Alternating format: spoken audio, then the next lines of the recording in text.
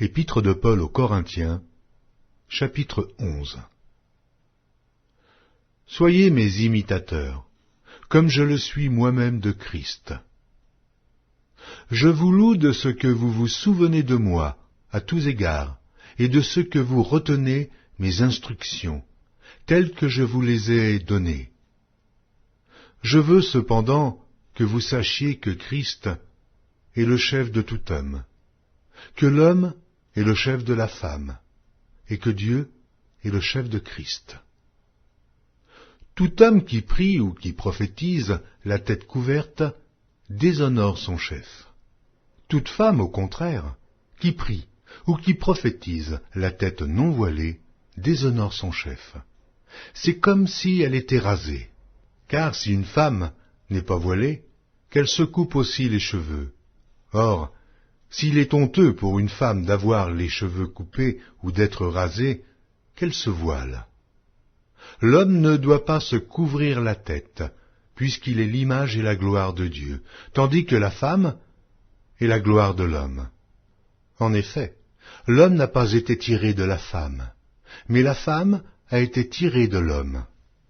Et l'homme n'a pas été créé à cause de la femme, mais la femme a été créée à cause de l'homme. C'est pourquoi la femme, à cause des anges, doit avoir sur la tête une marque de l'autorité dont elle dépend. Toutefois, dans le Seigneur, la femme n'est point sans l'homme, ni l'homme sans la femme. Car de même que la femme a été tirée de l'homme, de même l'homme existe par la femme, et tout vient de Dieu. Jugez-en vous-même. Est-il convenable qu'une femme prie Dieu sans être voilée?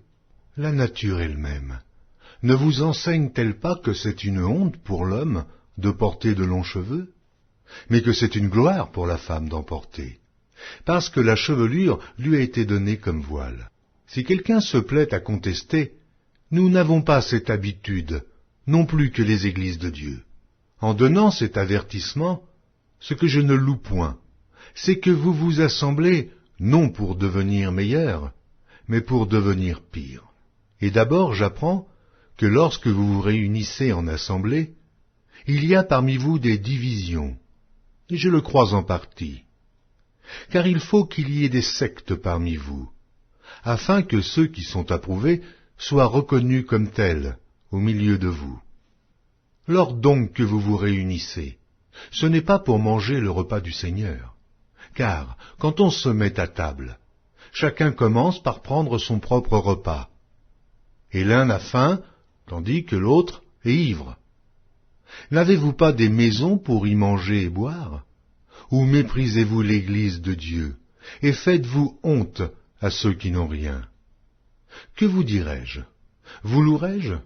En cela je ne vous loue point, car j'ai reçu du Seigneur ce que je vous ai enseigné.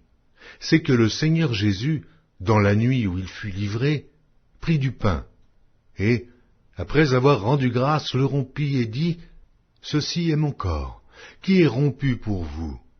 Faites ceci en mémoire de moi. » De même, après avoir soupé, il prit la coupe et dit, « Cette coupe est la nouvelle alliance en mon sang.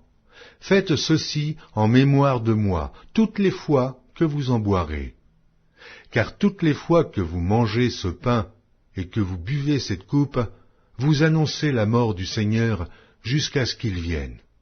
C'est pourquoi celui qui mangera le pain ou boira la coupe du Seigneur indignement sera coupable envers le corps et le sang du Seigneur. Que chacun donc s'éprouve soi-même, et qu'ainsi il mange du pain et boive de la coupe. Car celui qui mange et boit sans discerner le corps du Seigneur mange et boit un jugement contre lui-même. C'est pour cela qu'il y a parmi vous beaucoup d'infirmes et de malades, et qu'un grand nombre sont morts. Si nous nous jugions nous-mêmes, nous ne serions pas jugés. Mais quand nous sommes jugés, nous sommes châtiés par le Seigneur, afin que nous ne soyons pas condamnés avec le monde. Ainsi, mes frères, lorsque vous vous réunissez pour le repas, attendez-vous les uns les autres. Si quelqu'un a faim, qu'il mange chez lui, afin que vous ne vous réunissiez pas pour attirer un jugement sur vous. je réglerai les autres choses quand je serai arrivé.